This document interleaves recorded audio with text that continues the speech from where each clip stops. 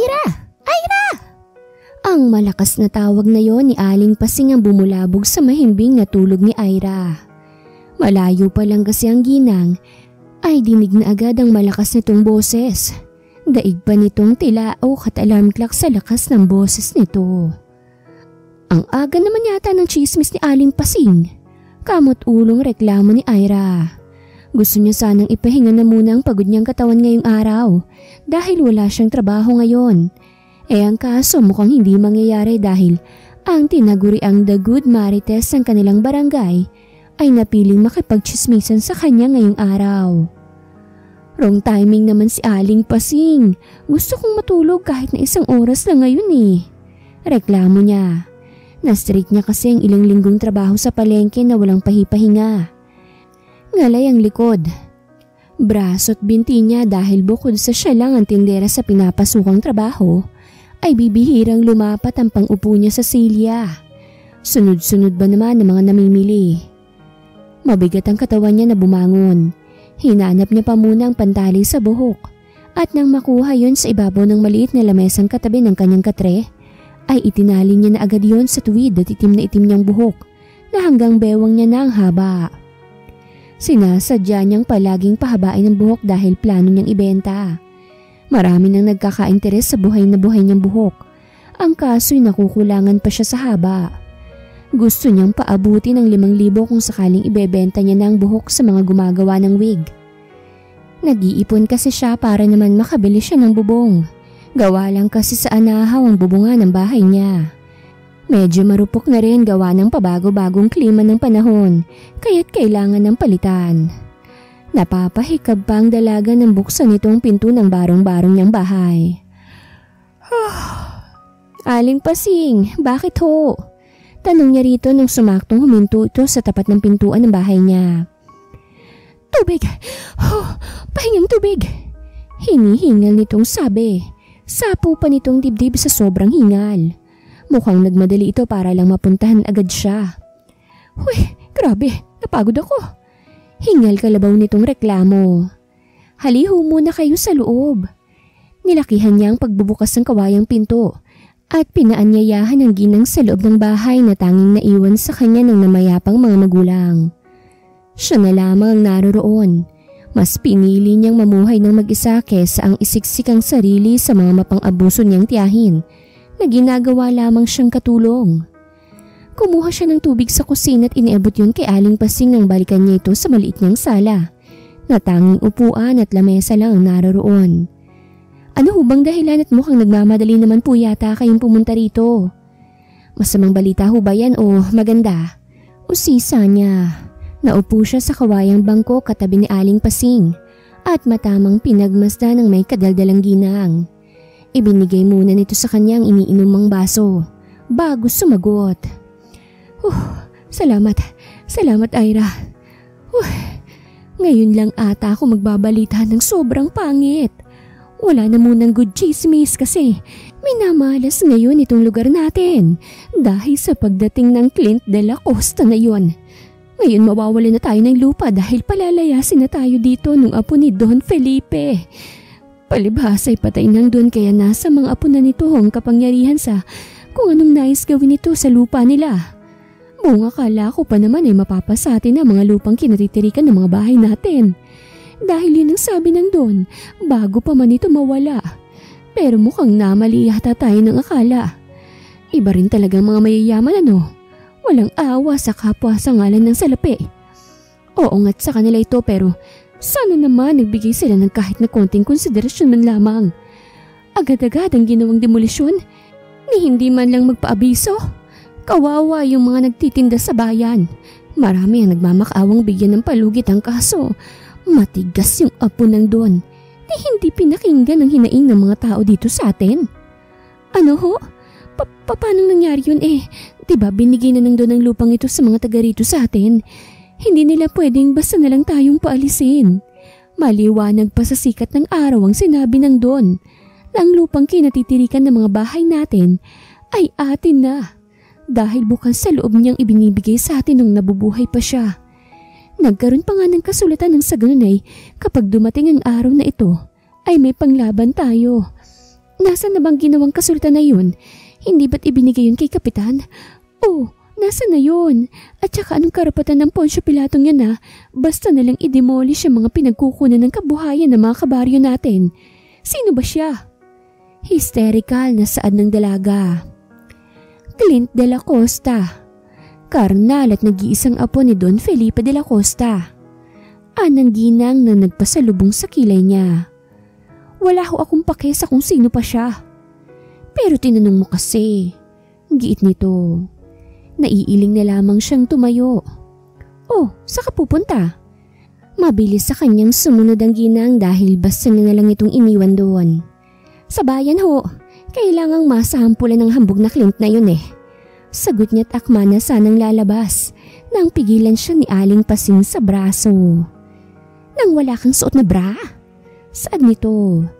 Napayuko tuloy siya't doon lang niya napagtantong wala nga pala siyang suot na panloob. Magbara ka nga muna, basta ka nalang susugod nang wala kang dalang armas dyan. Stress na sabi ni Aling Pasing. Sinunod niya na lang ito. Bumalik siya sa may kaliitan niyang kwarto at kinuha sa gilid ng kanyang una ng bra na tinanggal niya bago matulog. Para sa kanya malinis pa naman yun dahil kagabi niya lang yun sinuot. Hindi naman siya pinagpawisan kagabi kaya't kampante siyang isinuot muli yun. Tara na ho Aling Pasing, harapin na natin yung Clint de la Costa na yon. Matapang niyang sabi. Sa'yo talaga ako Aire, ang tapang-tapang mo. Puri nito sa kanya. Pinangunahan niya na ang paglabas na agad namang sinundo ng ginang. Ito nang nagkandado ng bahay niya dahil dire-diretso siya sa paglalakad na hindi man lang siya lumingon. 15 minutos din ang nilakad ni Ira bago narating ang palengke. Nagkakagulo na ang mga tao. Rinig niya ang magkahalong iyak at sigaw ng mga kababaryo niya. Parang piniga ang puso niya nang matunghayan ang ginawang pagtulak ng isang lalaki sa isang may edad na babae. Sumalampak ang matanda sa lupa. Mabilis siyang lumapit sa itinulak na matanda at inalalaya nitong tumayo. Ayos lang po ba kayo, Lola? Puno ng pag-aalalang tanong niya sa may edad na babae. Pinagpagan niya pa ang nadumihan nitong palad, maging ang suot nitong saya. Ang mga paninda ko, iha. May sakit pa naman ang apo ko. Wala pa akong benta. Naiiyak na saad ng matanda. Dito muna kayo. Pinaupo niya muna ito sa nakausling ugat ng malaking kahoy bago hinarap ang lalaking nanulak dito kanina.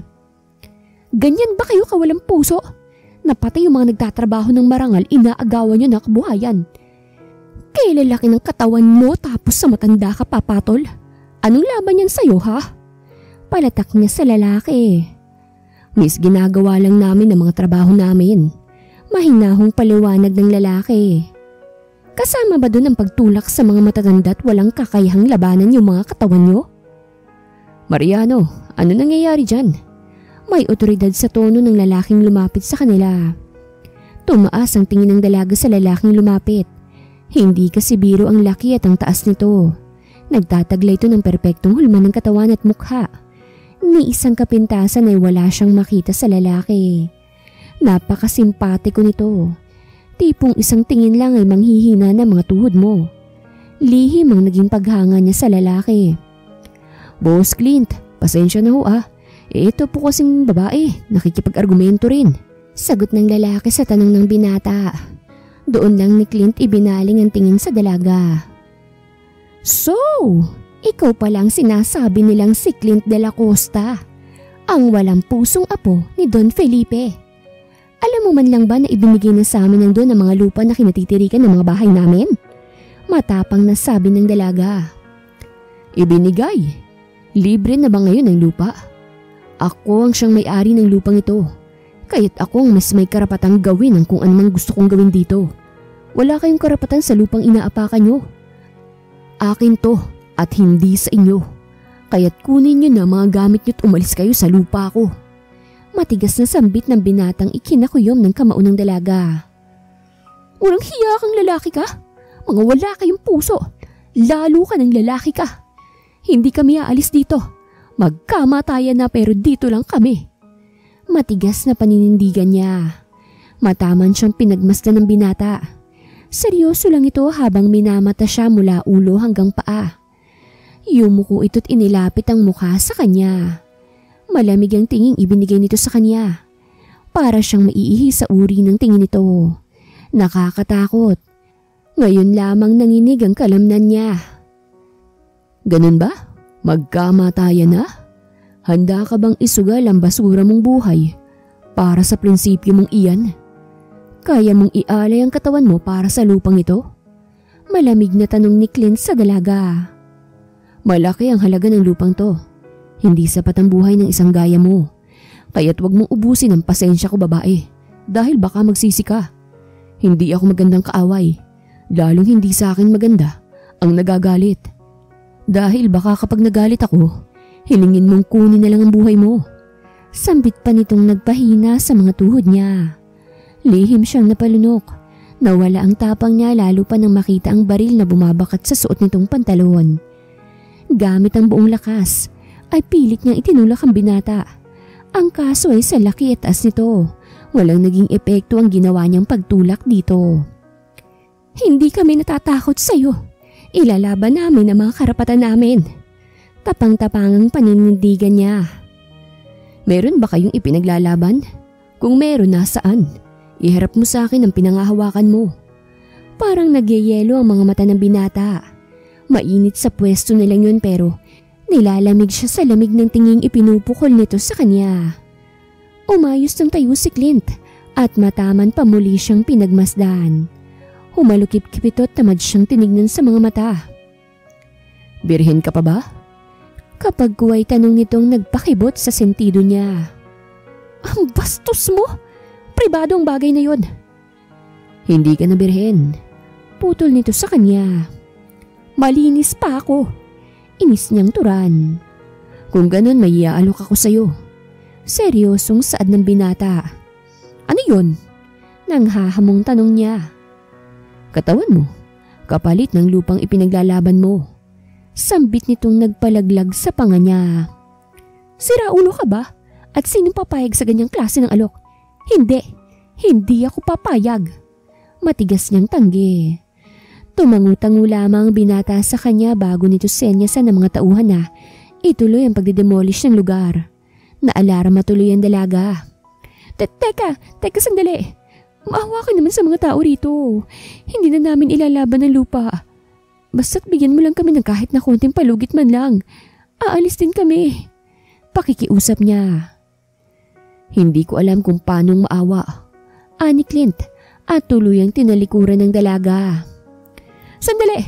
Sandali lang Mr. De La Costa. Kahit na kinakabahan ay sinikap niya itong pigilan. Hindi ito sa kanya lumingon ngunit huminto ito sa paglalakad na tila ba hinihintay ang sasabihin niya rito. Nanginginig ang buong kalamnan niya nang nilibot ang tingin sa paligid. Maraming umiiyak at patuloy na nagmamakaawa. Hindi niya kayang pabayaan na lang ang mga kababaryo niya.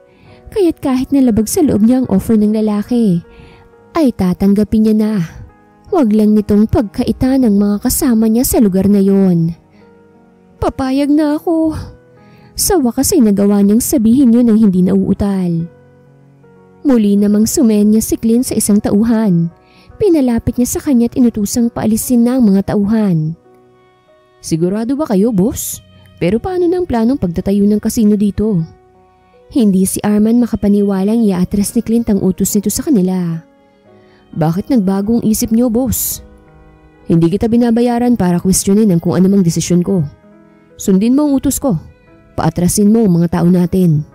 Maotoridad niyang mando sa lalaki. Masusunod po, boss. Napapakamot ulo nilang itong sumunod sa utos niya. Tinawag nito mga kasama at isa-isang pinaatras. Laking ginhawa naman sa mga taong naroroon ang pag-alis ng mga nagdedemolish sa lugar. Kung ang iba'y natuwa, ang dalagay parang pinagbagsakan ng langit at lupa. Namutla na lamang siya nang lumingon si Clint at para siyang isang pagkaing nakahain nitong tinitignan. Sunod-sunod ang ginawa niyang paglunok, lalo pa nang pumihit at humakbang pabalik sa kanya. Napaalis ko na ang mga tao ko. Babalikan kita bukas. Huwag mo susubukang takasan ako dahil kahit sang lupalop ka pa naman dumagtago, Mahahanap at mahahanap kita. Malamig na sabi ng binata. Hinagod niya pa ito ng tingin bago talikuran. Ira! Ira! Hoy! Ayos ka lang ba? Ano ho? Ano bang nangyari sa'yo? Nawala ka na lang bigla tapos nakita na lang kita ditong nakatayo at tulala. May nangyari ba nung naghiwalay tayo ng daan? Puno ng pagtatakang usisa ni Aling Pasing sa kanya. Hindi niya na namalayang nakatulala na lamang pala siya doon matapos umalis ang binatang ginawang pampalit ang katawan niya sa lupa nito. Ayos lang ho. Umuwi na ho tayo. Wala sa sarili niyang tinalikuran ang nagtatakang ginang. Anong nangyari doon? Lulis na lamang nasabi ni Aling Pasing habang sinusundan ng tingin ng papalayong dalaga. Naka 1-on-1 ni Ira yung apo ni Don Felipe. Kwento ng isang ginang na lumapit kay Pasing. Ano? Gulat nitong bulalas. Halos lumuwa pang mga mata nito sa pagkabigla. Abay, iyon lang nakita ko eh. Hindi ko alam kung ano bang napag-usapan. Basta't nung may ibinulong yung Clint kay Ira, bigla na lang namutla. Pagkatapos nun, nagsipag-alisan na yung mga nanira ng mga pangkabuhayan natin. Kwento nito. Abay, marites ka rin ano? Anas ni Pasing. Mana lang sa'yo. Kamot ulong ani nito. O siya, maiwan na kita. Uusisain ko pa si Ira. Paalam ni Pasing dito. Sa kabilang banda, halos sabunutan na ng dalaga ang sarili. Palakad-lakad siya sa loob ng bahay habang sapo ang noo. Ano ba itong nagawa ko? Nagpapakahiro ka kasi tuloy ngayon. Dehado ka. Problemado niyang sabi. Paano ka na ngayon? Tuluyan niyang nasabunutan ng sarili dala ng frustration. Saglit lang siyang kumalma nang basta nalang pinaunlakan ni Aling Pasing ang sarili sa loob ng bahay niya. Ang gulo ng buhok mo. Ano bang nangyari kanina? Naupo ito sa kanya't nag-alala siyang hinagod-hagod sa likod. Malalim ang pinakawalan niyang hangin. Naihilamos niya pa ang palad sa mukha bago kay Aling Pasing sabihin ng mga kaganapan kanina.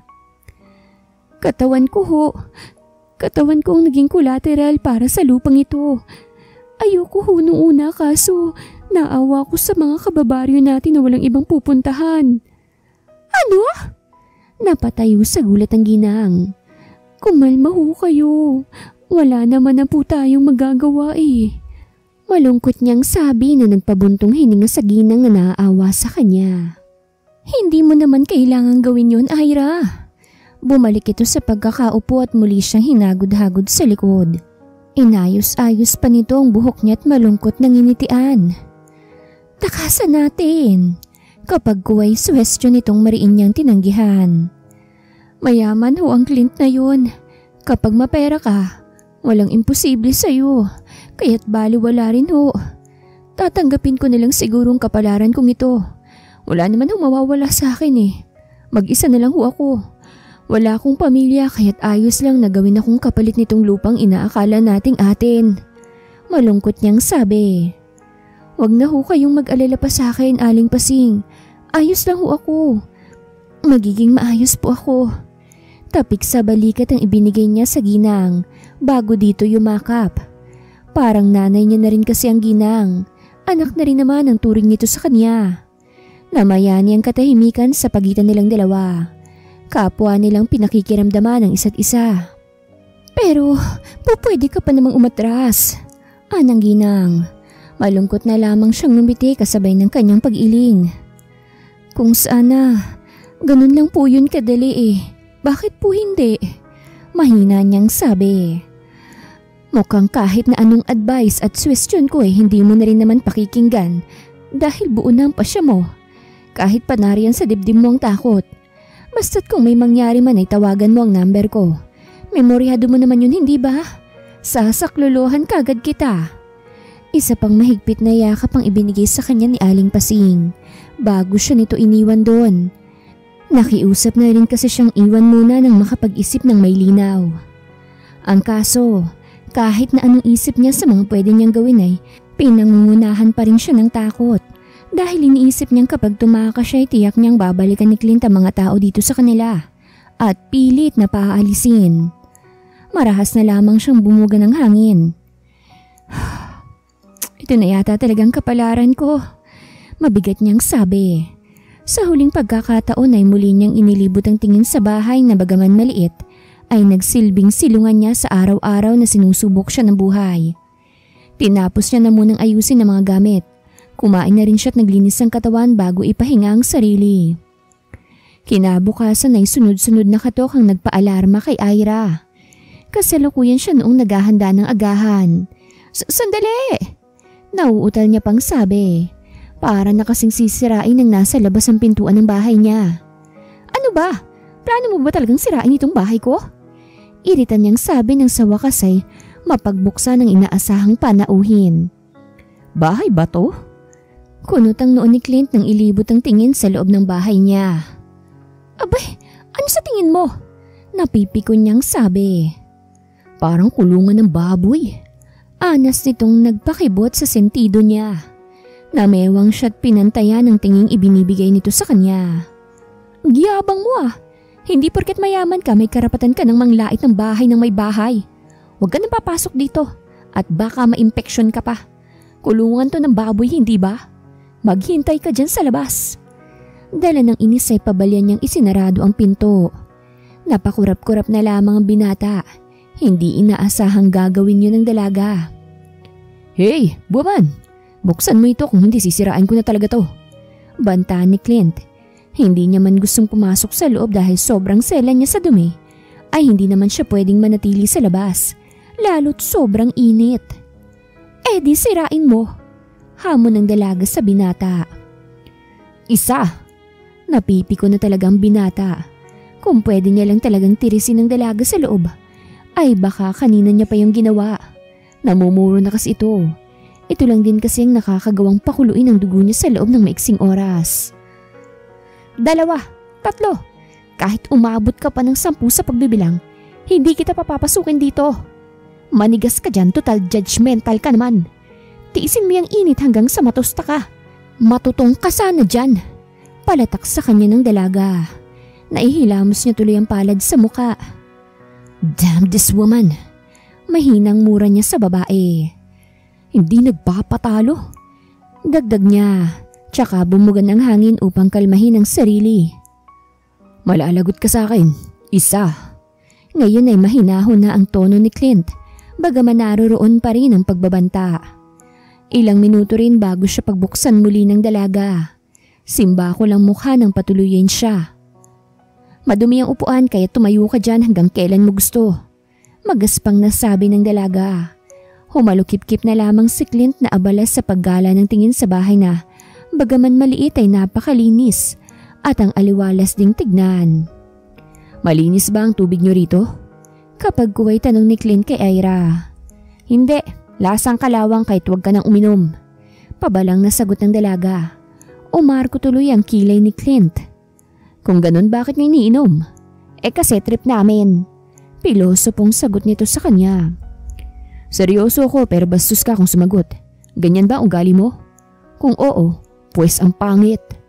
Hindi ko kailangang magpa-impress sa'yo. Lalo't gagawin mo lang din naman akong parausan mo.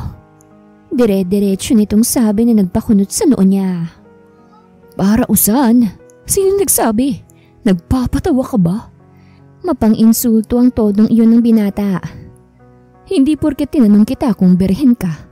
Pagpapantasyang ko na yung katawan mo. Para lang alam mo hindi ko tipo ang mga babaeng katulad mo. Alila ang magiging trabaho mo sa akin at hindi ang nasa isip mo. Katawan ang ginagamit sa pagtatrabaho, hindi ba? Tapusin mo nang ginagawa mo rito at sumunod ka na sa labas. Doon na lamang kita hihintayin. Anang binata bago iwan ng dalagang napatunganga sa lahat ng mga tinuran niya. Nakakahiya ako. Wala sa sariling sambit ni Ira. Nag-emote pa siya kagabi dahil iniisip niyang mawawala ng ganun-ganun na lang ang dangal na 24 na taon niya nang iniingatan. Sandali pa siyang tumunganga doon bago tuluyang sumunod sa lalaking pagsisilbihan. Ang tagal mo! Iritabling wika ng binata. Di sorry. Saad lamang ng dalaga. Naiiling naman na minaniobra ni Clint ang sasakyan. Hindi na ito nagsayang pananglaway dahil puro kapilosopuhan lang naman ang itinutugon sa kanya ng dalaga.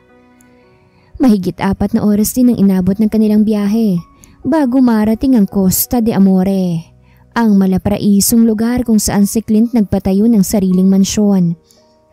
Ang ganda dito! Manghang bulalas ni Ira nang makababa sila ng sasakyan. Hindi niya mapigilang hindi purihin ang paligid dahil sa sobrang ganda noon. Nasa tabing dagat nakatayo ang glass mansion ng binata. Dito ka nakatira? Inosenteng tanong niya sa katabi. Pero imbis na sagutin siya, iniwan lamang siya nito doon. Ay, supladong lolo niyo. Nagtatanong lang naman eh. Malay ko ba kung sa'yo talaga yung malaking bahay? Walang preno niyang sabi. Napahintutuloy ang binatang ilang dangkal lang naman ang layo sa kanya. Naku, patay. Narinig pa yata. Natakpan niya na lamang ang bibig nang pumihit si Clint at masama siyang tinignan. Shut up! Masungit nitong sabi. Opo, sagot niya na lang na hindi na siya sungitan pa ng binata. Naiiling na lamang nang muli itong nagpatuloy sa paglalakad habang siya'y nakasunod na lamang dito. Clint, saan ang magiging kwarto ko? Tanong niya kapagwan. Akma pa lang sanang sasagot si Clint nang may isang boses ang biglang nagsalita. Nakabalik ka na pala, kuya. Sabay nilang naibaling ang tingin sa nagsalitang yon. Nasa hagdan ito at mukhang kagigising lang. Saan ba kayo pinaglihit at ang gagwapo nyo? Mahinang tanong ni Ira sa sarili. Pero kung pagkukumparahin ng dalawa, ay mas malakas ang karisma ni Clint. Oo. Tipid lamang na sagot ni Clint sa kapatid. Tumango naman ito at muling nagtanong ng ibaling ang tingin kay Ira na ngayon nakayuko na. Sino yung kasama mo, Kuya Clint? Tanong nito at ipinagpatuloy ang pagbaba ng hagdan. Saglit na tinapunan ni Clint ng tingin ng dalaga bago sumagot. Katulong. Katulong? Gulat na ani nito. Hindi sa kanya bagay ang word na yun. Anas nito't agad na kinuha ang kamay ni Ira nang makalapit. Miss, may boyfriend ka na ba? Tayo na lang, single naman ako eh. Promise mabibigyan kita ng magandang... Aray naman! Nasapo na lang nitong binatukang batok ni Clint. Back off, Kian! Nagbabantang ani ni Clint sa kapatid na napangisi lamang dito. Umayos pa ito ng tayo at walang paalam na kinabi ang nagugulat sa kanilang dalaga. Kian! Nagtangis ang bagang ni Clint pero si Kian ay pangisi-ngisi pa rin. Ni hindi mo ito kakikitaan ng katiting na takot. Bakit? Nakikipagkaibigan lang naman ako sa kanya. Hindi ko naman siya nilalandi. Hindi ba, miss? Nangaakit ang ngiting ibinibigay nito kay Ira nang tapunan siya ng tingin. Ha? Oo. Alanganing sagot niya. Oh, narinig mo naman kuya, hindi ba? So, paano miss? Pwede ba kitang... Hindi na nito natapos ang sasabihin nang habulutin ni Clint ang kamay ng dalaga. At halos pakaladkad na dinala sa magiging kwarto nito. Natatawa tuloy si Kian na naiwan doon. Ayokong makikitang nakikipag-usap ka sa kapatid ko. Mapagmandong ani ni Clint nang bitawan ng kamay ng dalaga. Sa katabing kwarto niya napiling patuloyin ng dalaga nang madali niyang malalaman ang magiging kilos nito. Bakit naman kapatid mo yon? Kung anong sinabi ko, yun ang susundin mo. Malaki ang utang na loob mo sa akin, kaya't matuto kang makinig sa lahat ng sasabihin ko. Bakit nga kasi? Pilit niyang inuusisa ang binata. Ang kaso, blankong tingin lamang ibinigay nitong sagot sa kanya. Napatangan na lamang siya nang talikuran siya nito't pabalyang isinarado ang pinto ng kanyang kwarto. Problema ng taong yun? Kibit balikat na tanong niya sa sarili. Imbis na isipin ang mga sinabi ni Clint, ay inabala niya na lamang ang sarili. Inayos niya ang dala niyang gamit at nilinisan ang kwarto doon sa itaas. Sunod niyang nilinisan ay ang mataas na hagdan. Sa itaas muna ang inuna niya bago ang ibaba ng mansyon. Hindi naman siya gaano napagod dahil nga mga high-tech ang mga gamit sa paglilinis. Isa pa, nalilibang siya sa ganda ng view na tanaw pa rin kahit na nasa loob siya ng mansyon. Dahil glass sa mga wall ng bahay. Tama na muna yan, miss. Sabayan mo na muna akong kumain. Naghanda ako ng hapunan. Saad ni Kian na bigla-biglang sumusulpot. Pinunasan muna ni Ira ang butil-butil na pawis sa noo bago harapin ang binata. Salamat pero hindi pa ako tapos eh. Mamaya nilang siguro, sir. Anyang ikinangiti nito. Lumabas tuloy ang nakakasilaw sa puti at pantay-pantay nitong ngipin. Kian na lang, i-drop mo na yung sir. Anito. Can I have your name? Hindi ka pa kasi nakakapagpakilala sa akin. Magiliw na tanong nito sa kanya. Napangiti tuloy siya dahil sa magilaw nitong presensya. Hindi tulad ni Clint na akala mo'y pasan palagi ang mundo. Ira Lopez. Pakilala niya. Natawa na lamang siya nang kunin ni Kian ng kamay. Kasunod ng pagpapakilala din ito sa kanya. Nice name. I'm Kian de la Costa. Ang pinakagwapos angka ng mga de la Costa. Mayabang nitong sabi na tinanguan niya na lang. Tara, sabayan mo na akong kumain. Anito't inakay siya patungong hapag. Paano ka nga pala nakuha ni kuya? I mean, as a maid.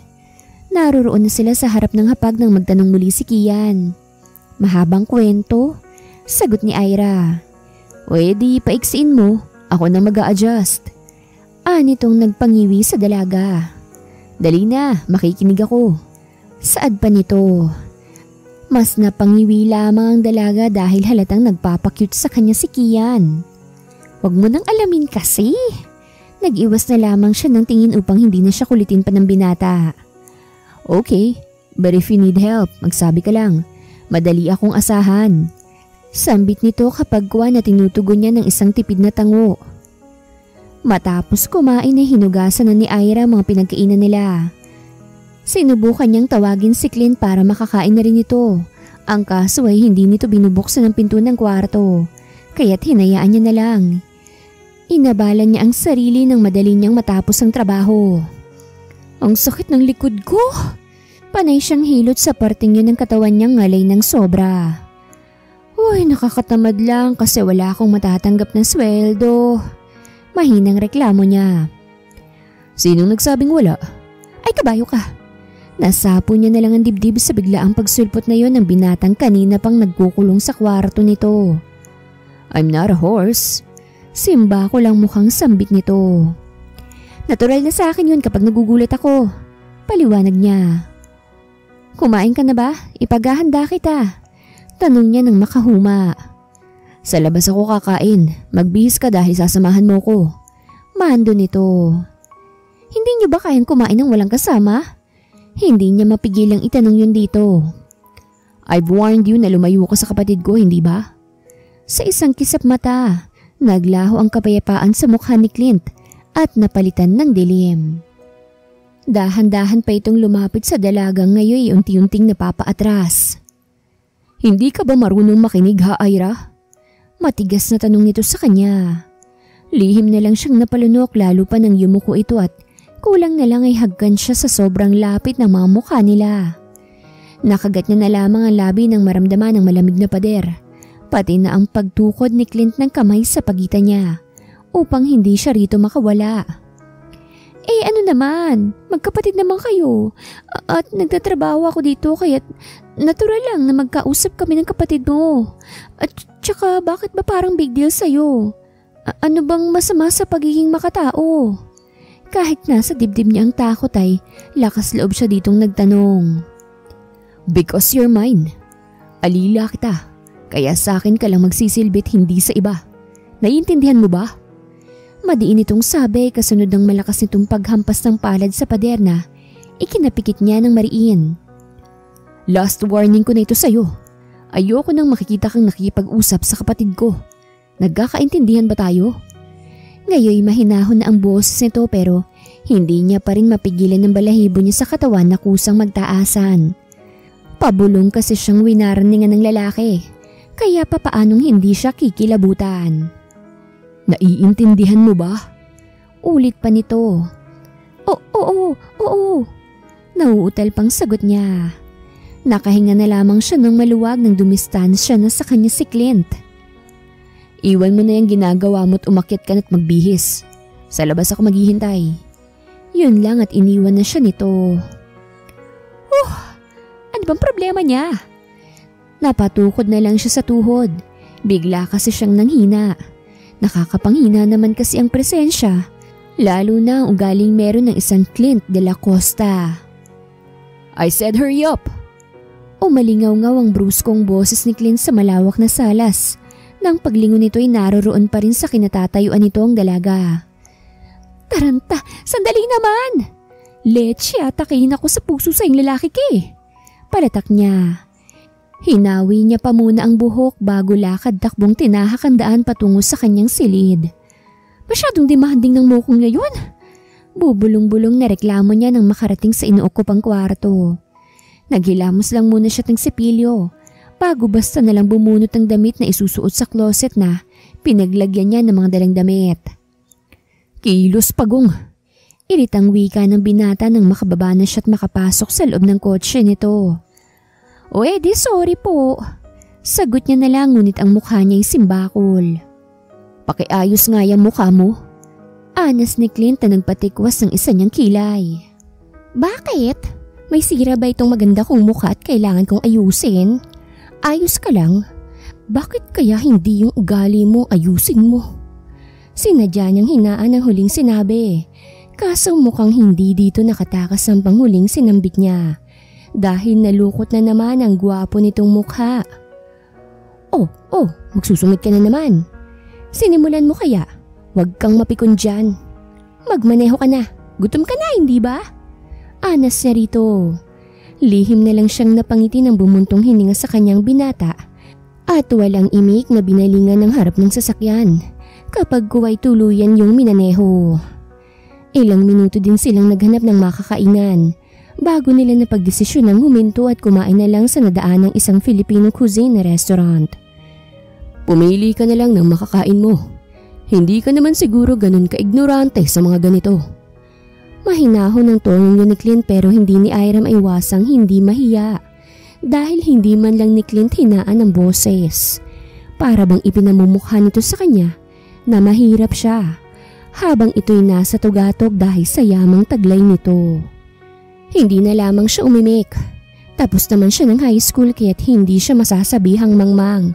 Lalo pat mataba ang utak niya kahit pa wala siyang tinapos. Tanging dessert ang pinili ni Ira dahil busog pa naman siya sa hapunang hinanda ni Kian. Ilang man dahil sa mga taong kanina niya pang napapansin na minamata siya'y sinikap niya pa ring umaktong normal. Bigla na lamang siyang nanliit sa sarili nang marinig ang panlalait ng nasa likuran nila. Alalay siguro ni Mr. de la Costa. Ang sagwana ng suot, ang sagwa pa ng mukha. Hindi siya bagay na dumikit sa isang tycoon. Abat mga loko. Akma pa lang sana siyang tatayo para ipagtanggol ang sarili nang maunahan siya ni Clint. Sinong nagbigay sa inyo ng abiso na pag-usapan ng kasama ko? May diin sa bawat salitang binitawan ng binata. Bagaman mahinahon ang tono ng pagtatanong nito sa mga babaeng yon. Oo, wala naman kaming sinasabi. Kita ang takot sa mukha ng isang babae habang ang kasama nito'y pagdakip ng mukha ang ginagawa. Ni hindi kay Clint makatingin dahil sa hiya at takot. Natuon pang tingin sa kanila ng mga taong kumakain doon. Girl, tara na, pinagtitinginan na tayo. Anang isa pang babae na kasama nito. Apologies first. Maotoridad na utos ni Clint sa dalawang babae. Nagkatinginan pa ang mga ito at alinlangang tumingin kay Ira na hindi inaasahan ang gagawin ni Clint sa mga ito. Uulitin ko pa ba? Pasensya na, miss. Sabay na sabi ng dalawa. Tara na. Mahinang aya ng isang babae sa kasama. Nag-iwan na lamang ng pera ang dalawa bago dun umalis. Bumalik naman na si Clint sa upuan at parang walang nangyari nang balingan nitong muli ang pagkain. Hinayaan mo na lang sana. Basag ni Ira sa katahimikang bumalot sa kanila. Kaya maraming abusado dahil hinahayaan lang. Supladong tura ni Clint. May punto naman to kaya't hindi na lamang siya sumagot pa. You're welcome by the way. Sarkastikong anito na nagpangiwi sa kanya. Salamat. Kamot ulong anya. Wala naman siyang nakuhang sagot mula sa binata. Gusto mo na ang halo-halo? Alok niya sa napiling orderin. Hindi ako mahilig sa matatamis. Tipid lang nitong sabi. Ah, kaya pala ang pait mo. Mahinang wika niya na hindi nakalagpas sa pandinig ng binata. I'm not bitter. Seryoso lang ako't hindi marunong magbiro. Depensa nito sa sarili. Okay, sabi mo eh. Pero alam mo, ang pangit ng ganyang seryoso ka palagi sa buhay. Tatanda ka ng maaga, dadami pa yung uban mo. Ngiti-ngiti ka rin pag may oras ka ha. Hindi yung sambakol palagi yung mukha mo. Sayang niyang mapuputi mong ngipin kung itatago mo palagi. Mahabang mungkahi niya rito. Pero ismid lang natanggap niya mula kay Clint. Kita mo to? Ina-advise sa nagsusuplado. Naiiling niyang sambit at mas pinili na lang mag-focus sa kinakain. Ayaw mo ba talaga? Promise, masarap. Try mo. Sinubukan niyang isubo dito ang nasa kutsarang halo-halo pero umiwas lang sa kanyang binata. Try mo lang kasi, hindi naman masisira yung ngipin mo rito eh. Pilit niyang isinusubo ang laman ng kutsarang hawak. Dali na, nakakangalay na oh. Saad niya. Napipilitan tuloy na ibinuka ni Clint ang bibig upang tumigil na ang dalaga. Pakipot pa, gusto rin naman pala. O isa pa. Sumandok muli siya at mabilis yung ipinasok sa bibig ng binata. Dang it, ay lamig sa bibig. Reklamo ni Clint nang malunok ang halo-halo na isinubo sa kanya ng makulit na dalaga. Malamang, saka nakakita ng halo-halo mainit. Sus, hindi na naman ginagamit ang brain. Anas niya ritong ikinasama ng tingin nito sa kanya. Oh, galit na naman yan. Puno niya sa mabilisang pagbabago ng mood nito. Shut up, naririndi na ako sa'yo. Inis nitong sabi tsaka pinunasan ng bibig. O di alisin mo na ako. Hamon niya rito na may ngisi sa labi. In your dreams. Masungit nitong sabi. Sus, mamimiss mo lang siguro ako kapag inalis mo ako. Aminin. Tudyo niya pero gaya ng palaging ekspresyon nito, masama na naman siyang tinignan. Ang sakit mo sa tenga. Kunot ang noong ani ni Clint sa kanya. Masakit pala ba't kinuha mo pa ako? Taklesan niyang tanong rito. Ibabalik kita sa inyo pero idodemolish kong barangay niyo, payag ka? Nanghahamong tanong nito sa kanya. Ikaw naman di ka naman mabiro eh. Irap niyang sabit sinimot ang laman ng malaking baso. Ubus ko ng pagkain ko, di pa ba tayo uwi? Tanong niya kapag kuwan pero imbis na sumagot ay bumunot lang ito ng pera sa wallet tsaka yun iniwan sa ibabaw ng lamesa at parang walang kasamang umalis. Sira ulo talaga tong lalaking to. Humabol na lamang siya kay Clint dahil baka iwan siya nito doon kapag hindi siya sumunod. Naging tahimik ang biyahe nila pa uwi, hindi katulad kanina na panay siyang usisa. Parang biglang nawalan ng gana si Ira na kulitin si Clint dahil kunot na kunot ang noon nito, sa lubong pang makakapal na kilay at sibangot na sibangot ang labi. Diyos ko naman Sir Clint, ako'y nai-stress sa facial expression ng mukha. Ngiti naman John. Hindi niya talaga kayang pigilan ng bibig na bumuka at punahin ng katabi. Buong araw na kasing gusot ang mukha nito. Siya itong nangihinayang sa kagwapuhan nito na napapasama dahil sa kakasimangot nito. Ni hindi niya pa nga ito nakikitang ngumiti man lang kahit isang beses. Mind your own business. Anas lamang nito. Umarko tuloy ang kilay at labi niya. Hindi makapaniwalang tingin ang ginawa niya rito. Bago ituon sa labas ng sasakyan ng atensyon. Bahala na ito. Ayaw naman itong pinakikialaman kaya't hahayaan niya na lang. Magpahinga ka na. Tipid na sabi ng binata nang makarating na sila sa mansyon nito. Yes sir, sagot niya rito. Tamad pa muna siya nitong sinulyapan bago tuluyang iwan. Gwapo mo sana kaso ubod ka naman ng kasungitan. Palambutin kaya kita nang maging mabait ka naman sa kapwa mo. Sungit-sungit. Kala mo babaeng palaging may dalaw. Bubulong-bulong niyang sabi habang nakasunod ang mga mata sa papalayong binata. Saan kayo nang galing? Ay kabayo! Muntik pa siyang mapatalon sa boses na yun na nagmula sa likuran niya. Sir Kian naman, nanggugulat kayo eh.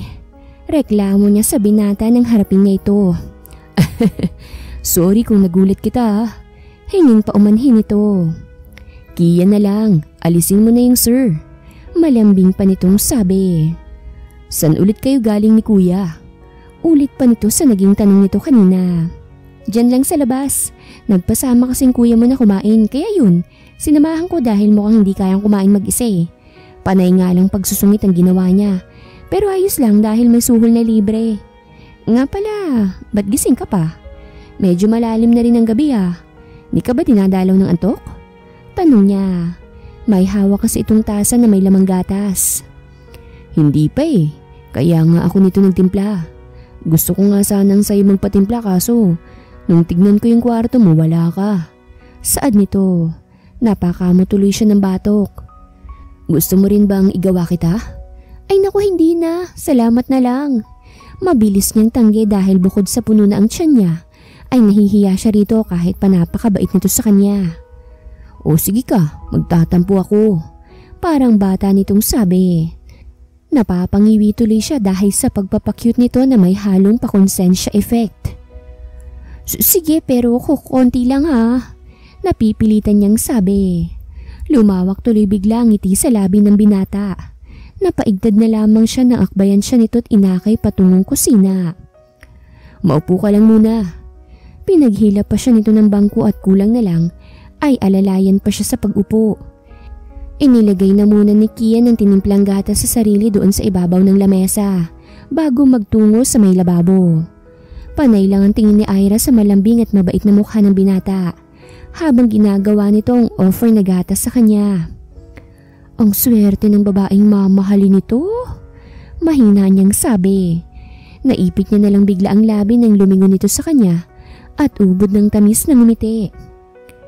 Gwapong-gwapo ka siguro sa gentleman na kagaya ko. Natatawa nitong sabi nang iabot sa kanya ang baso ng gatas na tinimplahan nito. Hindi ko naman po itatangging gwapo kayo. Gusto niya sanang dugtungan ng pero. Kaso, hindi niya na naituloy dahil baka magalit pa ito. Salamat pala sa gatas. Alangan ng ngiti niyang sabi. Naiilang kasi talaga siya kapag tinititigan siya. Titig na titig kasi sa kanya si Kian, ni hindi man lang ito kumukurap. Sumimsim muna ito sa sariling baso bago muling nagsalita. Alam mo bang kamukhang kamukha mong babaeng minahal ni Kuya Clint noon? Sambit nitong ikinasamid niya. Naku sorry, nabigla yata kita. Mabilis siya nitong inabutan ng tissue at hinagod-hagod sa likod. Ayos lang, sagot niya nang makahuma. Bumalik naman na si Kian sa pwesto at mataman muli siyang pinagmasdan. Kaya alam ko na ngayon ang sagot kung bakit kanya kinuhang katulong dito sa mansyon. Seryoso nitong sabi.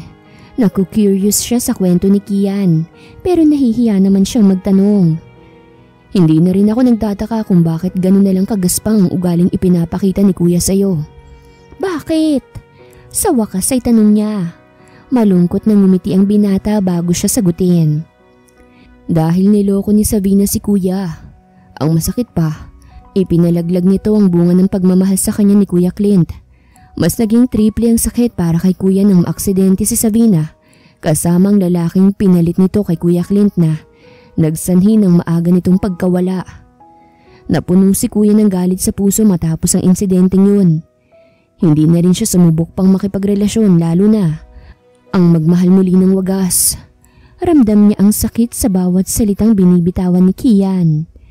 Ngayon niya mas naintindihan kung bakit halo-halong nakikita niyang emosyon sa mga mata ni Clint kapag nahuhuli niya itong nakatingin sa kanya. Laman palagi ng isipan niya ang sinabi niya ni Kian. Kahit ilang buwan na rin mula nang malaman niya ang dahilan ni Clint kung bakit naging mabilis ang pagdidesisyon nito na gawin siyang kapalit sa malawak nitong lupa. Ipagtimpla mo ko ng kape. Masungit na utos sa kanya ni Clint nang makababa ito. Abala siya sa paghahanda ng agahan. Pinahina niya na muna ang apoy sa kalan bago sundin ang utos sa kanya ng binata. Lalagyan ko pa ba ng asukal, Sir Clint? Inosente niyang tanong. You know that I don't like sweets, you moron. Magaspang nitong sabi. Grabe naman, para nagtatanong lang eh. Inirapan niya na lang ito nang dumukdok ito sa lamesa. Bilisan mo nga, maaga pang pasok ko sa kumpanya. Mapagmando pa nitong sabi. Opo boss, heto na, patapos na. Sarkastik kanyang sagot at saka dito ibinigay ang tinimplang kape na Agad naman itong sinimsim. Dang it! Ang init-init! Iniluwa nito ang sinimsim dahil napaso ito. Tsaka bakit ang pait-pait nito? Galit pa nitong reklamo. Sir, kape ho yan. Anong inaasahan mo sa kape, malamig? Tsaka mapait naman talagang kape. Katulad nyo. Sinadya niyang hinaan ang huling sinabi dahil kung iparirinig niya yun dito ay tiyak nabubugahan siya nito ng apoy. What did you just say?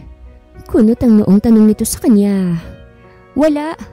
Ang sabi ko po dahan-dahan sa pag-inom niyang kape dahil hindi naman kayo mauubusan. Anya, umiwas na lamang siya dito ng tingin nang matalim siya nitong tinapunan ng tingin. Ginagalit mo ba ako? Seryoso nitong tanong kaya't naibalik niya ang tingin dito. Hindi ho, mabilis niyang sagot. Gawan mo ako ng bago at itong tinimpla mo, itapon mo. Galit nitong sabi. Sinunod niya na lang nang hindi na sa kanya magalit palalo ang binatang pinaglihi yata sa sama ng loob. Hindi naman ako si Savina pero sa akin napupunta lahat ng galit niya. Nasa naman yung hustisya doon? Reklamo niya sa isipan. Nilagyan niya na lang ng konting tubig ang mainit na kape ni Clint nang hindi na ito mapaso pa. Binawasan niya rin ang paglalagay ng kape at nang mahalo yun ay ibinigay niya rito ang tinimplang kape. Heto na pong kape niyo, sir. Pagkabigay ay binalikan niya ang sinasangag. Ano ba naman to, Ira? Sabi ko kape, hindi warm coffee. Inis nitong turan na nagpabuntong hininga sa kanya. Tuluyan niya ng pinatay ang apoy dahil luto ng sinangag niya. Bagsak ang balikat niya nang muling harapin ang binatang hindi niya na maintindihan. Ano to? Nananadya ka? Iniinis mo ko? Sir, hindi. Ang sabi niyo kasi masyadong mainit yung kanina. Kaya para hindi na ulit kayo mapaso ay nilagyan ko ng malamig na tubig. Pero konti lang naman yun ah. Pilit niyang pagpapaintindi rito. Ngunit sadyang matigas ang puso ng binata dahil itinapon nito ang basong nagdulot ng pagkabasag noon. Mariin niya na lamang na ipikit ang mga mata nang hampasin nito ang lamesa. Sino nagsabi na pwede mo kong sagutin? Nagpapaliwanag lang naman po ako. Sinikap niyang hindi maluha pero sadyang taksil ang mga luha niya. Ang simple-simple lang naman kasi ng rason kaya bakit kailangang magalit to na parang ang laki ng nagawa niyang kasalanan. Wala kang karapatang magpaliwanag. Isa ka lang mang katulong. Isang mababang uri ng tao. Puno ng gigil nitong sabi. Oo na, katulong mo lang ako pero wala ka rin karapatang maliitin. Niinsultuhin ang pagkatao ko, wala kang karapatan. Oo, may utang na loob ako sa'yo dahil ipinagkaloob mo na ang lupa sa mga tao. Pero hindi ko matatanggap ang mga masasakit na salitang hindi ko naman deserve. Kung ano man ang dahilan mo kaya ka galit na galit sa akin, wala akong kasalanan dun. Uulitin ko lang, Sir Clint. Wala akong kasalanan o kahit na atraso man lang sa'yo. Kaya wag niyo akong tratuhing hayop. Masaganang luha ang bumuhos sa mga mata niya. Hindi naman ni Clint mapigilan ng hindi makaramdam ng konsensya. Lalo't lahat ng sinabi ni Ira ay may katuturan. Wala itong kasalanan sa nakaraan niya. Pero dito niya na ibubunto ng galit. Ligpitin mong nagkalat sa sahig. Imbis na ipadamang nadamang konting awa sa dalaga, ay nanatili siyang malamig at walang pakialam. Hindi niya kayang tignan na umiyak ang dalaga. Kaya't mas pinili niyang iwan na lamang to doon. Ang sama mo! Rinig niyang sabi ng dalaga. Napalunok siya't pilit na inignora ang nararamdamang awa sa dalaga. Wala siyang pakialam dito at mananatili yon hanggang sa makontento siya sa pagpapahirap dito. Akma na sana siyang pipihit umakyat ng hagdan nang may isang kamay ang pumigil sa kanya. Blanko niya itong hinarap. Anong kailangan mo? Malamig niyang tanong sa kapatid. Narinig at nakita kong lahat. Hindi mo naman sa kanya dapat na ibunto ng galit na kinikimkim mo sa dati mong nobya. Wala siyang kasalanan, kuya. Oo, pareho ang mukha nila ngunit hindi yung pagkatao nila. Napaka-genuine niyang babae. Hindi mo siya dapat na sinasaktan. Kung hindi lang ni Kian inirerespeto ng husto ang kuya niya, ay baka kanina niya pa itong sinuntok ng matauhan nito na mali ang lahat ng ginagawa nito kay Ira. Tapos ka na? Walang emosyong tanong ni Clint sa nakababatang kapatid. Kuya, Nakuyom ni Kiam ang kamao. Ngumisi lamang si Clint nang nakita ang galit sa mukha ng kapatid, pati na ang pagkuyom ng kamao nito. Bakit ba sobrang apektado ka? Gusto mo ba siya? Paano kung sasabihin kong oo? Matapang na sagot ni Kia na nagpadilim sa mukha ni Clint. Siya yung tipo ng babae na kagusto-gusto. Kaya't hindi nakataka-taka kung magkakagusto ko sa kanya. Hindi na nito natapos ang iba pang sasabihin nang malakas itong sinuntok ni Clint. Damn you! Hindi ka pwedeng magkagusto sa kanya. Gigil niyang dinuro ang kapatid. Tumayo si Kian siyaka pinunasan ng kamay ang pumutok na labi. Bakit hindi? Dahil gusto mo na rin siya? Mapakla itong tumawa. Ganyan ka ba magparamdam ng pagmamahal ha, kuya? Kailangan merong sakitan? Mapakla nitong tanong na mas lalong nagpagalit kay Clint.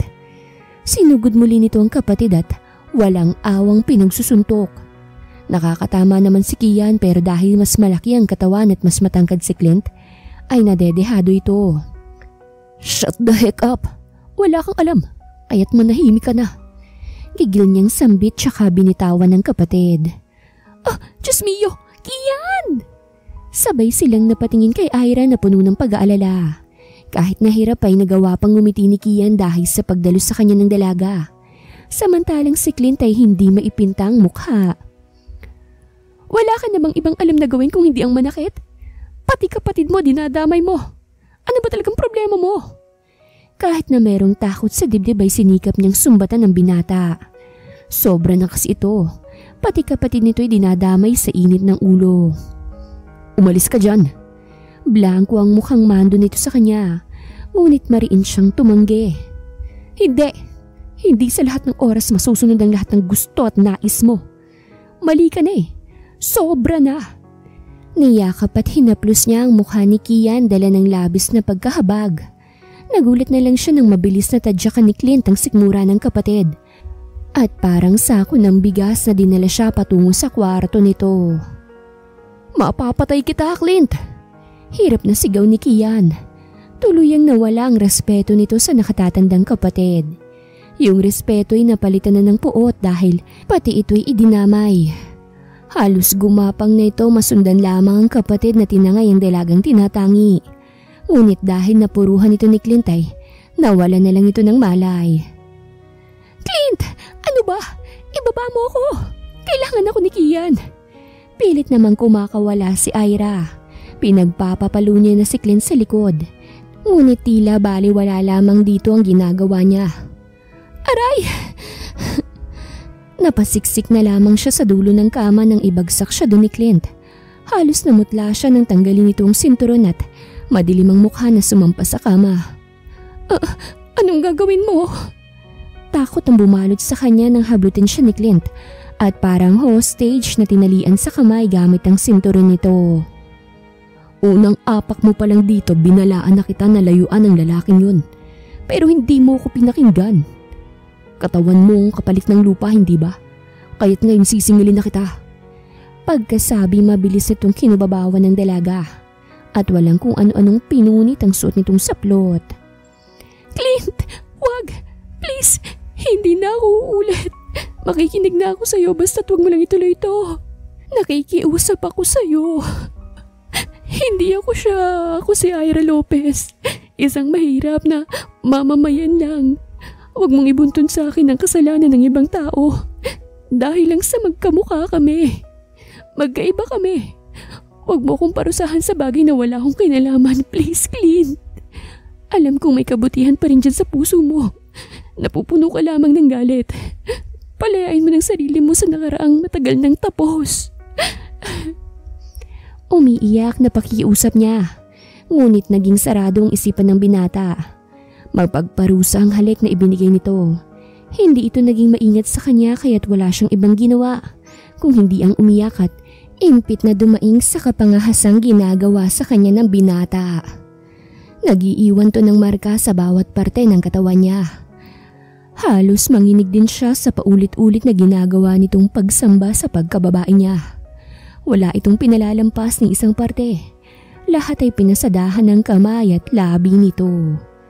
Mangisay-ngisay siya nang marating ang hindi mabilang narurok. Hapon na nang tuluyan siyang tantanan ng binata. Ubos ang lakas niya sa kapangasang ginawa nito. Tahimik siyang umiyak nang basta na lang siya nitong iniwan matapos pagsawaan. Nanghihina niyang niyakap ang sarili. Ang sama-sama mo talaga. Bakit ba ako nag-expect na magbabago ka? Wala kang kwenta. Sambit niya habang humihikbi. Pakiramdam niya'y binaboy siya ng binata dahil hindi niya gusto ang nangyari. Nawala ang iniingatan niyang dangal. Kinuha ng lalaking inaasahan niyang magbabago rin dahil pinakikitaan niya ito ng kabutihan. Mukhang nilamon na talaga ito ng matinding galit. Pinawi niya ang luha at pilit na pinakalma ang sarili. Hindi niya nahahayaan pang ulitin sa kanya ni Clint ang ginawa nito ngayon sa kanya. Hirap man ay sinikap niyang bumangon. Hindi niya na magagamit ang kanyang saplot dahil sira-sira na yon. Kaya't naghanap na lamang siya ng maisusuot mula sa closet ng binata. White shirt at boxers ang tanging nakuha niya. Iika-ika pa siya nang lumabas at nagtungo sa inuukupang kwarto.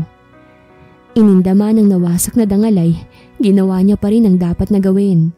Isinilid niya ang mga gamit sa bag. Ngunit bago niya yung bitbitin pababa, ay tinignan niya muna kung naroroon pa si Kian sa salas. Ang kaso wala nang Kian doon. Sino po kayo? Tanong niya sa may edad na babaeng nadatnan niya roon. Humarap ito sa kanya na merong nakaukit na gulat sa mga mata. Pero saglit lamang yon. Matagal na akong naninilbihan dito, iha. Kababalik ko lamang kanina. Ano palang nangyari? Bakit bugbog sarado si Senyorito Kian? Mababakas ang matinding pag-aalala sa mukha ng may edad na babae. Si Clint po ang may gawa. Nahihiya niyang tugon. Tumangu-tangu naman si Manang. Naiintindihan ko. Sagot lamang ito na tila nahuhulaan agad ang mga nangyari. Naroroon sa silid niya si Senyorito Kian. Si Senyorito Clint naman ay umalis. Nagamot naman na si Senyorito Kian ang tinawagan kong doktor, kaya't maayos-ayos na rin ang batang yon. Iniwan ko siyang tulog nang bumaba ako. Hindi ko lang alam kung tulog pa ba yon o nagkamalay na. Anito? Ako nga pala si Lerma. Manang Lerma na lang itawag mo sa akin. Pakilala nito sa kanya kapag kuwan. Sige po, Manang. Maiwan ko po muna kayo. Pupuntahan ko lamang po muna si Kian. Paalam niyang agad naman itong tinanguan. Ramdam niyang nakasunod na tingin sa kanya ng matanda. Kaya't hindi niya mapigilang hindi ito lingunin. At sa paglingon niyang yun ay tuluyan niyang nakita ang lungkot sa mga mata ng matanda. Napilit nitong itinatago kanina. Sumenyos ito sa kanya na magpatuloy. Tipid siyang ngumiti kasunod ng kanyang pagtango bago magpatuloy. Maingat niyang pinihit ang seradora ng pinto nang makarating sa harap ng kwarto ng binata. Sir Kian? Dinungaw niya ang ulo upang tignan kung gising na bang binata. Pasok ka, saad ng binata mula sa loob. Nakagat niya ang ibabang labi nang tuluyang pumasok sa loob ng silid. Lumapit siya rito at naupo sa upuang naroroon sa tabi ng kama. Anong ginawa niya sa'yo? Agad nitong tanong. Umiling siya ngunit ang luha niya'y masyadong mababaw. Hayop ka, Clint. Mapapatay kita. Gigil na sambit nito. Itatakas kita. Hindi pwedeng hayaan ko na lang siyang sirain ang buhay mo. Gusto ko nang umalis ngayon na mismo. Hindi ko na kaya dito. Paus niyang sabi. Tumango si Kian tsaka inabot ang kamay niya. Mauna kang umalis. Susunod na lamang ako na hindi niya malamang ako ang tumulong sa'yo. Huwag kang mag-alala dahil may makakasama ka sa pag-alis mo ngayon. Hindi kita hahayaang mapahamak pa. Senserong saad nito. Hindi na si Kian ng sayang pa ng oras. Tinawagan nito ang taong magdadala sa dalaga sa lugar na sigurado niyang hindi ni Clint matutunton. Ikaw nang bahala, Sylvia. Tawagan mo ko kapag nakarating na kayo doon. Bili ni Kian sa personal assistant. Yes sir. Isa pa munang sulyap ang ginawa ng babae kay Kian bago nito akayin si Ira paalis sa mansyon na yun ni Clint. Gusto kanya. Naisatinig ni Sylvia. Nasa biyahe na sila nang bigla itong magsalita. Sino? Walang ideyang tanong ni Ira sa babae. Si Sir Kian. Gusto kanya. Hindi man niya sabihin ay kitang-kita naman sa mga mata niya kung paano kanyang tignan na puno ng paghanga. Anito, ramdam niya ang lungkot at selos sa tono ng babae. Kaibigan lang ang tingin ko kay Kian. Matapat niyang sagot na ikinaliwanag ng mukha ng babae. Si Sir Clint ang gusto mo, tama ba ako, Miss Ira? Hula nito na hindi niya magawang sagutin. Naiintindihan ko. Hindi kita pipiliting sagutin dahil kakikilala pa lamang natin. Magpahinga ka na muna dahil malayo-layo pang biyahe natin. Matamis itong ngumiti sa kanya. Ramdam niyang mabait ito at hindi siya pinaplastik, kaya't ngumiti siya rito. Madaling araw na rin ang marating nilang lugar na sinasabi ni Kian. Tulad ng Costa de Amore ay napakaganda rin ang islang pinuntahan nila. Ang aliwalas at ang tahimik ng paligid. Kompleto sa gamit ang 2-story house na nakatayo sa tabi ng dagat. Private property yon kaya't walang tagalabas ang dumarayo. Sa kabilang banda naman ay hindi magawang pakalmahin ni Manang Lerma si Clint. Hindi na kasi nito naabutan ng dalaga. Damit Kian, mapapatay kita. Alam kong ikaw ang tumulong kay Airang makaalis. Nasaan siya? Halos magkiskisan ng ngipin ng binata sa sobrang galit. Bakit akong tinatanong mo? Hindi ba't ikaw ang may dahilan kung bakit siya umalis? At papanong sa akin mo ibinubunto ng sisiga yung nakahilata lang ako dito mula pa kanina? Huwag mo kong tartaduhin. Kilala kita. Ikaw lang ang nagsasabing niloloko kita. Sarili mong sisihin mo kung bakit siya umalis. Alam natin pareho kung anong ginawa mo sa kanya. Tarantado ko. Mura ni Clint sa kapatid. Likewise, sira ulo.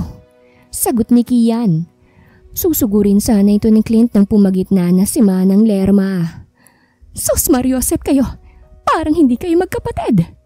Anang matanda. Walang kinalaman si Kian sa pag-alis ni Ira. Pagtatakip nito kay Kian upang tantanan nito ni Clint. Kahit ako hindi ko nga napansin ang ginawang pag-alis ni Ira eh. Dagdag pa nito pero hindi pa rin kumbinsido si Clint dahil kilala niya ang kapatid. Nagmistulang kang asong ulol ngayon dahil iniwang ka niya. Akala mo ba hindi ko alam na nagugustuhan mo na siya? Pilit mo lang nilalabanan dahil iniisip mo pa rin ang nakaraan mo. Nakukulong ka pa rin dahil sa kahapong matagal nang tapos. Ngayong umalis na siya dahil sa ginawa mo, paano na? Paano ka na? Wala siyang kasalanan sa'yo pero panay ang pagpapahirap mo sa kanya. Ganyan ka ba talagang magmahal? Mapanakit, mapagpahirap. Ni hindi mo nakita kung gaano kagandang panloob at maging ang panlabas niya. Dahil punong-puno ka ng galit dyan sa puso mo. Napakabutit napakalambing niyang babae. Kaya't hindi mo ako magagawang sisihin kung bakit ko siya nagustuhan. Tama ka ng rinig kuya. Nagustuhan ko siya tulad ng pagkagusto mo sa kanya. She deserved to be loved genuinely. Ang mga salitang yun ang tuluyang nagpagising kay Clint. Matagal bago niya tinitigan ng kapatid. Nasaan siya? Mapagpakumbabang tanong niya. Mapait itong ngumiti kasunod ng pagkuyom nito ng kamao. Kusa mo siyang hanapin. Magpaparaya ako pero oras na saktan mo ulit siya. Ako na mismong puputol sa relasyong meron tayo. Kalilimutan ko nang nakatatanda kitang kapatid. Mabigat sa loob nitong sambit. Tumango si Clint at walang paalam na umalis. Dinaluhan naman ni Manang Lerma ang alagang tahimik na nasasaktan. Hindi marahil si Airang nakalaang babae para sa'yo. Mahal ko siya, Manang. Nakakainis lang dahil kahit na sinasaktan na siya ni Kuya, ay palihim niya pa rin itong minamahal kahit papilit niyang itinatanggi. Ako yung palaging nandyan para sa kanya, pero si Kuyang palaging hanap niya. Ang sakit, Manang. Ang lahat ng sugat ay naghihilom. Huwag mo lang sanang kalilimutang umibig muli. Mahigpit na yakap ang ibinigay ni Manang sa batang inaalagaan noon pa. Mag-iisang buwan na rin ang ginagawang paghahanap ni Clint. Humaba ng buhok at balbas niya dahil napabayaan niya ng sarili sa pagtutok sa paghahanap sa babaeng hindi niya akalaing mamahalin niya ng lubos. Sising-sisi siya sa nagawa kay Ira. Kung maibabalik niya lang ang oras ay itatrato niya ng tama ang dalagang bumuhay ng namatay niyang puso. Boss, alam na namin kung nasan ang pinapahanap niyo. Imporma ni Arman. Otomatikong napatayo si Clint. Nasaan siya? Sabik niyang tanong. Ibinigay naman ni Arman ang impormasyong nakalap sa paghahanap, kaya't ora mismo ay naglatag ng utos si Clint. Pero bago puntahan ang minamahal na babae ay inayos niya na muna ang sarili. Ayaw niya namang humarap kay Ira na mukha siyang ermitanyo. Samantala, masayang naglalakad sa dalampasigan si Ira. Hawak niya ang manipis na tiyan. Naroroon sa loob ng sinapupunan niya ang anak nila ni Clint. Bagamat hindi naging maganda ang pagkakabuo ng kanilang anak, ni minsan ay hindi siya nagsisi. Dahil mahal niya ang ama ng kanyang anak, kahit pa napakasama ng pakikitungo nito sa kanya. Hindi mo ba sa kanya sasabihin na magkakaanak na kayo? Tanong ni Aling Pasing na kasama niya sa paglalakad. Ipinasundo kasi ito agad ni Kian nang i-request niya na ang ginang na lang maging kasama niya. Wala naman pong rason para ipaalam pa sa kanya. Baka ikagalit niya lang at ang mas malala baka ipag-utos niyang alisin ang anak ko. Hindi ko mapapayagan yun, Aling Pasing. Malungkot niyang sabi. Tinapik naman siya ng ginang sa braso. Akma pa sanang magbibigay ng payo ang ginang nang makuha ng papalapit na eroplano ang atensyon nila. Sino kaya yan? Tanong ni Aling Pasing. Wala namang lumabas na salita mula sa bibig ni Ira dahil sa biglaang pagtambol ng malakas ng puso niya. Hindi niya maintindihan ng sarili kung bakit naghahalo-halo ang emosyon niya. Tuluyan na lamang na tumulo ang kanyang mga luha nang sa paglapag ng eroplano ay iniluwano ng lalaking laman lagi ng kanyang puso't isipan. Clint! Paos na sambit niya sa pangalan nito. Naging parang slow motion ang paghakbang nito papalapit sa kanya. Parang biglang nanikip ang dibdib niya nang mapansin ang malaking bouquet ng bulaklak na hawak nito sa kanang braso. Ilang hakbang pa ni Clint at tuluyang lumipad ang lumapag na eroplano. Pero hindi iyon lumayo. Tumapat lamang yun sa kanila. Mga 10 dipa ang layo sa kanila. Ay, parang magkakaroon ng romantic scene dito. Doon muna ako sa gilid nang hindi ako makaistorbo. Ngingiti-ngiting paalam ng ginang. Huwag ka nang magpakipot ha. Kailangan ng anak mo ang gwapong tatay niya. Bilin pa nito bago tuluyang umalis at pumwesto sa malapit. Tsaka inihanda ang cellphone para videohan sila. Ira. Ramdam niya ang matinding pangungulila sa kanya ni Clint. Ngunit ang tanong niya ay bakit? Bakit ka nandito? Para sa'yo. Para sa anak natin. Alam kong kulang ang salitang patawad sa lahat ng nagawa ko ngunit sana hayaan mo kong bumawi. Mahal kita. Minahal kita nang hindi ko namamalayan at dahil sa nararamdaman kong yun ay nagagalit ako kapag nakikita ko kayong magkasama ni Kian. Mali ako sa lahat ng ginawa't nagawa ko sa'yo. I'm so sorry, Ira. I'm sorry for all the pain. Hayaan mo sana akong gamutin ang sugat na ako mismong nagbigay sa'yo. I love you. Let's get married. Please. Halos lumuhod na ito sa harapan niya, tanggapin niya lang ang alok nitong kasal. Apology accepted. Pero kasal agad? Hindi ka man lang ba manliligaw? Kahit kasal na tayo, araw-araw pa rin kitang liligawan. Ipararamdam ko sa'yo kung gaano kang ka-espesyal. Patawad ulit, mahal ko. Ginagap ni Clint na kami ni Ira at saka iyon din nila sa labi. Iniabot niya ang bulaklak dito na nagbigay ngiti sa labi nitong matagal din niyang inasam na muling hagkan. Payag ka bang maging Mrs. De La Costa? Please say yes, dahil baka ikabaliw ko kapag nawala ka pa. Puno ng pagsusumamong tanong pa nito. Sa isang iglap ay nawala ang hinanakit niya sa lalaki. Hindi niya maitatago ang saya sa puso dahil hindi lamang pala siyang nagmamahal. Alangan namang tumanggi pa ako, magkakaanak na tayo oh. Natatawang sagot niya. Malawak ng ngiti ang gumuhit sa labi ni Clint. Saglit niyang hinagkan sa noo ang tinatanging dalaga bago lumuhod. Natutop na lang ni Ira ang bibig na bumungad sa kanyang isang napakagandang singsing na merong malaking diamante sa gitna. Ira Lopez, please be my wife. Nagsusumamong alok ni Clint na nagpangiti. Tumulo na lamang muli ang luha sa kanyang mga mata nang isuot ni Clint ang singsing sa daliri niya. Kasunod ng pag-ulan ng mga petals na nagmumula sa eroplanong nasa itaas nila. Thank you. I love you so much. Isang matamis at puno ng pangungulilang halik ang iginawad ni Clint kay Ira. And I love you too, Clint. Tugon niya sa pagitan ng kanilang mga halik. Mula sa himpapawid kung saan lula ng eroplanong binatang mas piniling magparaya, ay nakaukit ang masayang ngiti sa labi nito. Masaya ako para sa inyo, sambit nito. Ilang buwan din ang naging paghahanda sa engrandeng kasalan nila Clint at Ira. Si Kian ang best man at si Sylvia naman ang maid of honor. At makalipas lang ang ilang buwan ay tuluyang isinilang ang malulusog na kambal ng mag-asawang De La Costa. Wakas!